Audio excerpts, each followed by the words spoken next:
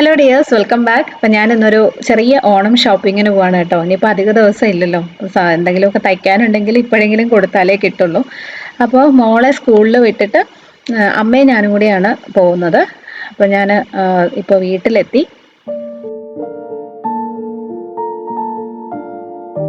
റോഡിലൊക്കെ നല്ല തിരക്കാട്ടോ, നല്ല ട്രാഫിക്കാണ്. എനിക്ക് തോന്നുന്നു ഈ ഓണത്തിന് തൊട്ട് മുന്നേ ഉള്ള ആഴ്ചയല്ലേ, അപ്പോൾ എല്ലാവരും ഈ ഷോപ്പിങ്ങിൻ്റെ ഒക്കെ ആ ഒരു തിരക്കായിരിക്കും. അതുകൊണ്ട് നമ്മൾ ഓട്ടോയിലാണ് പോയത്. കാറൊന്നും എടുത്തുകൊണ്ട് പോകുന്നേക്കാളും നല്ലത് അതാണ്. അപ്പോൾ ഇപ്പം നമ്മൾ കല്യാൺ സിൽസിൽ വന്നു.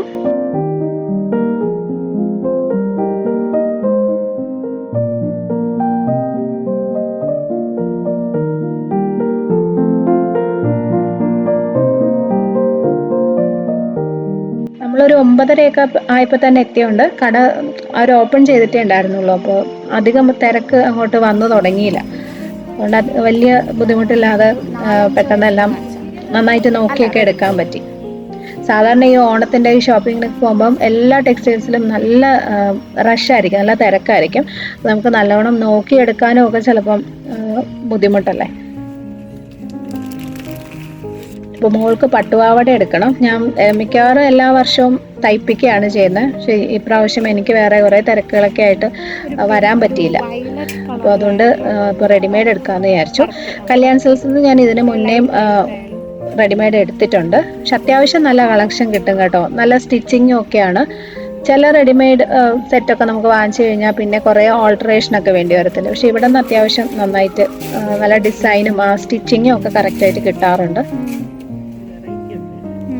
പക്ഷേ കുറേ തീർന്നു പോയാൽ ഞാൻ ചോദിച്ച കളറൊന്നും അങ്ങനെ കിട്ടിയില്ല. കാരണം സാറ്റർഡേ സൺഡേ, അത് ശനിയും ഞായറും ഭയങ്കര റഷായിരുന്നു എന്നാണ് പറഞ്ഞത്. അപ്പോൾ ഒരുവിധം കളേഴ്സൊക്കെ തീർന്നു പോയി.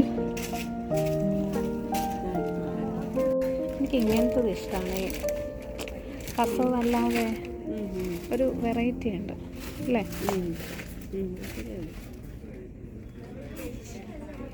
പാവാടയും ബ്ലൗസും തന്നെ, പക്ഷെ വേറൊരു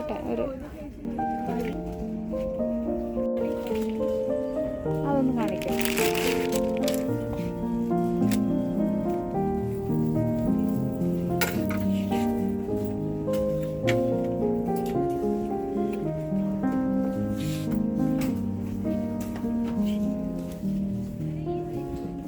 വേണമെങ്കിൽ വെക്കാം അല്ലേ? ഓ, ഈ കൈയാണല്ലേ? അത് നല്ല ഭംഗിയായിരിക്കും. അങ്ങനെ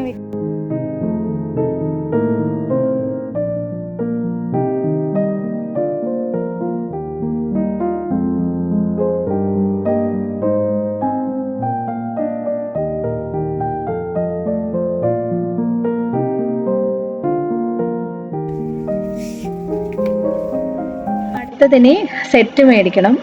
ഞാനങ്ങനെ സാരി വളരെ കുറച്ച് ഉപയോഗിക്കുന്ന ആളാട്ടോ. ഇതുപോലെ ഓണത്തിനൊക്കെ വല്ലപ്പോഴും മാത്രമേ ഉടുക്കാറുള്ളൂ. അപ്പോൾ എനിക്കങ്ങനെ ഭയങ്കര ഒത്തിരി ഡിസൈനൊന്നും ഉള്ള സെറ്റ് സാരികൾ ഇഷ്ടമല്ല. സിമ്പിളായിരിക്കണം. അപ്പോൾ അത് തപ്പി വന്നതാണ്. മിക്കവാറും ഉള്ള സെറ്റ് ഒത്തിരി കളക്ഷൻ ഉണ്ട്, നല്ല ഭംഗിയുള്ള കളക്ഷൻസ് ഒക്കെ ഉണ്ട്. പക്ഷെ എനിക്കെന്തോ ഇത്രയും ഡിസൈനൊന്നും വരുന്നത് അത്ര താല്പര്യമില്ല. അപ്പം അതുകൊണ്ട് കുറച്ച് സമയം എടുത്തു അത് നോക്കി എടുക്കാനായിട്ട്.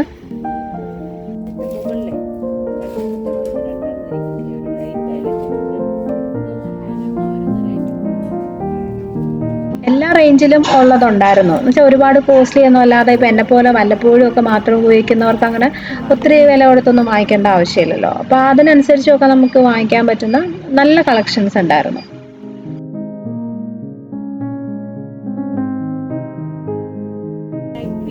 നല്ല ഭംഗിയല്ലേ? പക്ഷെ ഭയങ്കര എനിക്ക് ഇത്രയും ഡിസൈൻ ഇഷ്ടമില്ല.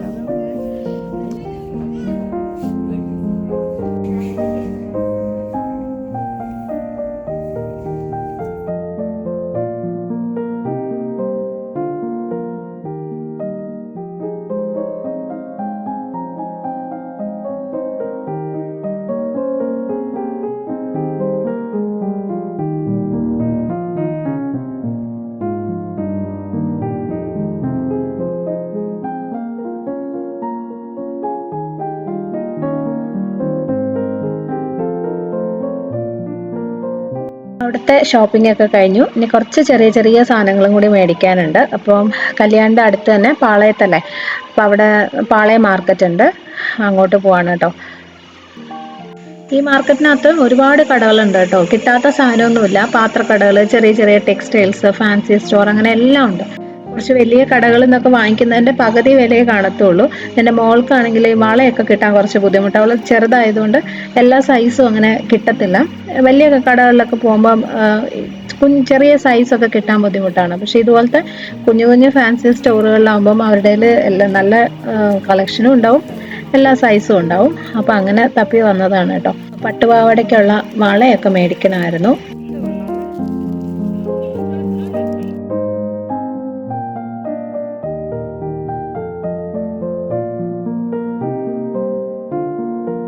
പിന്നെ ഇവിടെയുള്ള ടെക്സ്റ്റൈൽസിലുണ്ടല്ലോ നമുക്ക് വീട്ടിലിടാൻ പറ്റുന്ന ടൈപ്പ് ലോങ് സ്കേർട്ട് കിട്ടുമേ. നല്ല ക്വാളിറ്റി, നല്ല കോട്ടൺ ആണ്. കംഫർട്ടബിളായിട്ട് ഇടാൻ പറ്റുന്ന ടൈപ്പ് ഇതുപോലത്തെ സ്കേർട്ട് കിട്ടും. ഞാനിത് ആമസോണിൽ നിന്ന് വാങ്ങിച്ചേക്കാളും വിലക്കുറവായിട്ടാണ് ഇവിടെ നിന്ന് കിട്ടിയത്. അതിനേക്കാളും നല്ല മെറ്റീരിയലുമായിരുന്നു.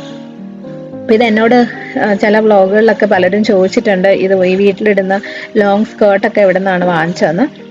അത് ഞാൻ ആമസോണിൽ നിന്നായിരുന്നു വാങ്ങി. പക്ഷെ ഇവിടെ നോക്കിയപ്പം അതിലും നല്ല ക്വാളിറ്റി, അതിലും വിലക്കുറവിൽ കിട്ടുന്നുണ്ട്.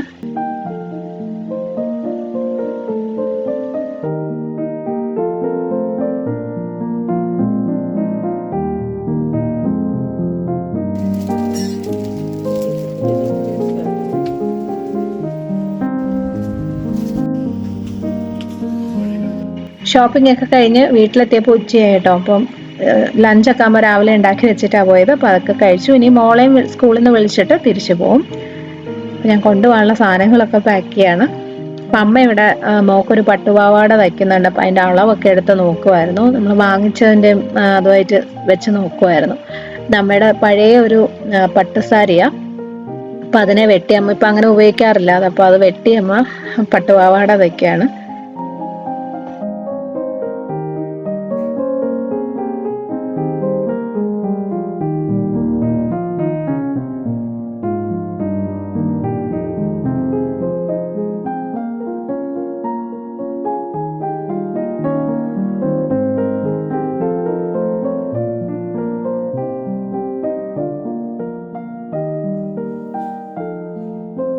അപ്പം ഞാൻ വീട്ടിലെത്തി വിളക്കൊക്കെ കത്തിച്ച് ഇനിയിപ്പോൾ ഡിന്നർ ഉണ്ടാക്കണം. കുറച്ച് പനീർ ഫ്രീസ് ചെയ്ത് വെച്ചിട്ടുണ്ടെന്ന് കഴിഞ്ഞ വീഡിയോയിൽ, ടിപ്സിൻ്റെ വീഡിയോയിൽ ഞാൻ കാണിച്ചില്ലേ, ആ പനീറാണ് കേട്ടോ. അപ്പോൾ അത് കുറച്ച് നേരം ഒരു 10 മിനിറ്റ് വെറുതെ വെള്ളം ഒഴിച്ച് വന്നിട്ട് കഴിയുമ്പോൾ നല്ല സോഫ്റ്റ് ആയിരിക്കും. സാധാ വെള്ളമാണ് കേട്ടോ, പച്ചവെള്ളം. ഒരു 10 മിനിറ്റ് കഴിഞ്ഞിട്ട് നമുക്ക് ഇത് വെച്ചിട്ടൊരു റോൾ ഉണ്ടാക്കാം. വരുന്ന വഴിക്ക് ഞാൻ ചപ്പാത്തി, ഹാഫ് കുക്ക്ഡ് ചപ്പാത്തി ഉണ്ടല്ലോ, അത് മേടിച്ചിട്ട് വന്നു. കാരണം വന്നിട്ട് പിന്നെ ഉണ്ടാക്കാനുള്ള സമയമില്ല. എനിക്ക് കുറേ വീഡിയോ എഡിറ്റിംഗ് പരിപാടികളൊക്കെ ഉണ്ട്. ഓണത്തിന് ഒരു 4-5 ദിവസം മുന്നേ നമ്മളങ്ങ് കോട്ടയത്ത് ഹസ്ബൻഡിൻ്റെ വീട്ടിൽ പോകും. അപ്പോൾ അതിന് മുന്നേ എനിക്ക് വീഡിയോസൊക്കെ ഷൂട്ട് ചെയ്യാനും എഡിറ്റ് ചെയ്ത് പോസ്റ്റ് ചെയ്ത് ഷെഡ്യൂൾ ചെയ്തൊക്കെ വെക്കണം. കാരണം അവിടെ ചെന്ന് കഴിഞ്ഞാൽ പിന്നെ നമുക്ക് അതിനുള്ള സമയം ചിലപ്പോൾ കിട്ടത്തില്ല.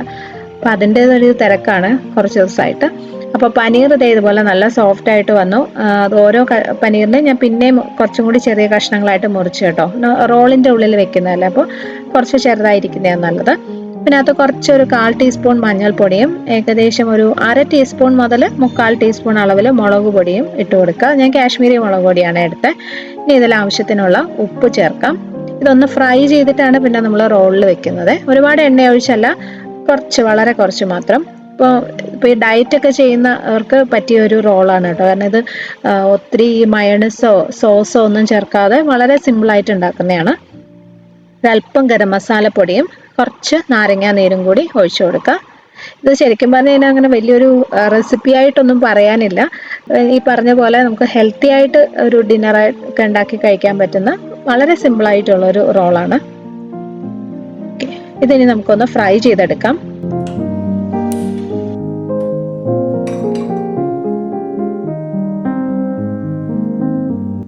കുറച്ച് എണ്ണ മതി കേട്ടോ, ജസ്റ്റ് ഒരു ടീസ്പൂൺ.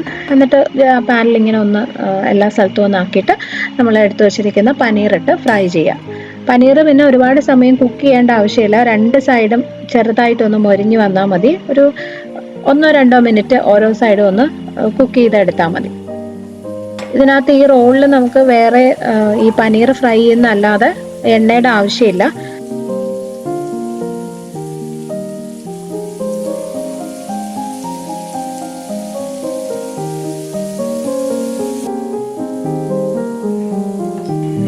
ഇത് ഫ്രൈ ചെയ്യാൻ വെച്ചിട്ട് ഞാൻ വേറെ കുറച്ച് കാര്യങ്ങളൊക്കെ ചെയ്യാൻ പോയി കേട്ടോ. അപ്പോഴേക്കും പനീർ കുറച്ചൊന്ന് മുരിഞ്ഞു പോയി.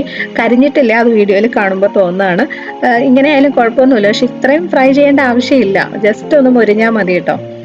പിന്നെ ഇതിനകത്ത് ഞാൻ കുറച്ച് സവോളയും ക്യാരറ്റും ആണേ വെക്കുന്നത്. അതിൻ്റെ കൂടെ ക്യാരറ്റിൻ്റെ കൂടെ ക്യാപ്സിക്കം, ക്യാബേജ് ഒക്കെ വെക്കാം. പക്ഷെ നമ്മളിത് കുക്ക് ചെയ്യത്തില്ല, ഓക്കെ, പച്ചക്കാണ് കഴിക്കുന്നത്. അപ്പം അതുകൊണ്ട് അതിൻ്റെ ഒരു ടേസ്റ്റ് ഇഷ്ടമുള്ള വെജിറ്റബിൾസ് മാത്രം വെച്ചാൽ മതി. അപ്പം എൻ്റെ കയ്യിൽ ഇന്നിപ്പോൾ ക്യാരറ്റ് മാത്രമേ ഉണ്ടായിരുന്നുള്ളൂ, അപ്പോൾ അതാണ് ഞാൻ എടുത്തിരിക്കുന്നത്. അപ്പോൾ സവോള ഇതുപോലെ നല്ല കനം കുറച്ച് അരിഞ്ഞെടുക്കുക. ഒരു സവോളയുടെ പകുതിയേ എടുക്കുന്നുള്ളൂ കേട്ടോ. ഒരു 3 റോളിനുള്ള ഒരു അളവാണ് ഞാൻ എടുക്കുന്നത്. അപ്പം എനിക്കും ഹസ്ബൻഡിനും മാത്രം മതി, അപ്പോൾ 3 റോളിൻ്റെ ആവശ്യമുള്ളൂ. പിന്നെ ക്യാരറ്റ് ഇതുപോലെ ആദ്യം നല്ല കനം കുറച്ച് ഇങ്ങനെ അരിഞ്ഞെടുക്കുക, എന്നിട്ട് നീളത്തിന് കട്ട് ചെയ്തെടുക്കാം. വെജിറ്റബിൾ പീലർ വെച്ചിട്ട് ക്യാരറ്റ് ഒക്കെ നമ്മളിങ്ങനെ ചീകി എടുക്കത്തില്ലേ, ആ രീതി അങ്ങനെ വേണമെങ്കിലും ചെയ്യാം കേട്ടോ. അപ്പോൾ കഴിക്കുമ്പോൾ കുറച്ചും കൂടി കട്ടി കുറവായിരിക്കും. പക്ഷെ എനിക്കിതുപോലെ ഇങ്ങനെ നീളത്തിന് കട്ട് ചെയ്തെടുക്കുന്നതാണ് കുറച്ചും കൂടി എളുപ്പം.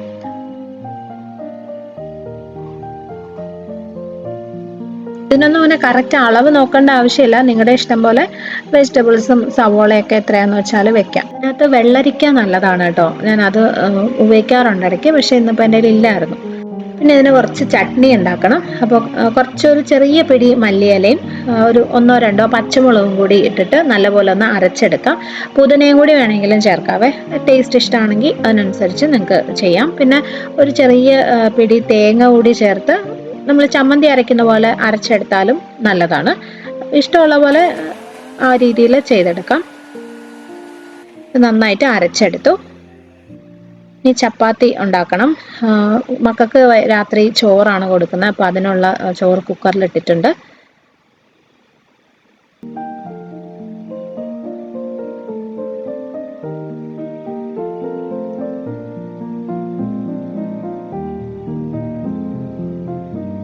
അപ്പം ഇതിനെ ഉണ്ടാക്കാനായിട്ട് പ്രത്യേകിച്ച് വലിയ കാര്യങ്ങളൊന്നുമില്ല. നമ്മൾ റെഡിയാക്കി വെച്ച എല്ലാ സാധനങ്ങളും വെച്ച് റോൾ ചെയ്തെടുക്കുക, അത്രേ ഉള്ളൂ.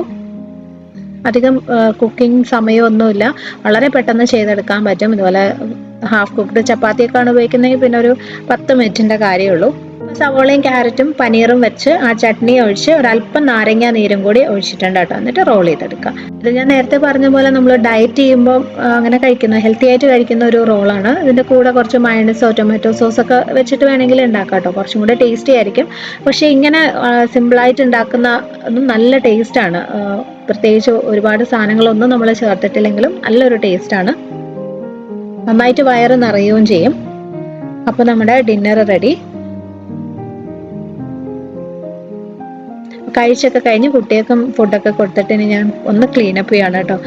ഞാൻ പറഞ്ഞില്ലേ, കഴിഞ്ഞ കുറച്ച് ദിവസമായിട്ട് നല്ല തിരക്കായിരുന്നു. അപ്പോൾ വീട് ഫുള്ള് അലമ്പായിട്ട് കിടക്കുകയാണ്. അപ്പോൾ അതൊക്കെ പെട്ടെന്നൊന്ന് ക്ലീൻ ചെയ്യാമെന്ന് വിചാരിച്ചു. അല്ല, ഡീപ്പ് ക്ലീനിങ് ഒന്നും അല്ല, അത്യാവശ്യം ഒന്ന് വൃത്തിയാക്കി ഇട്ടു, അത്രേ ഉള്ളൂ.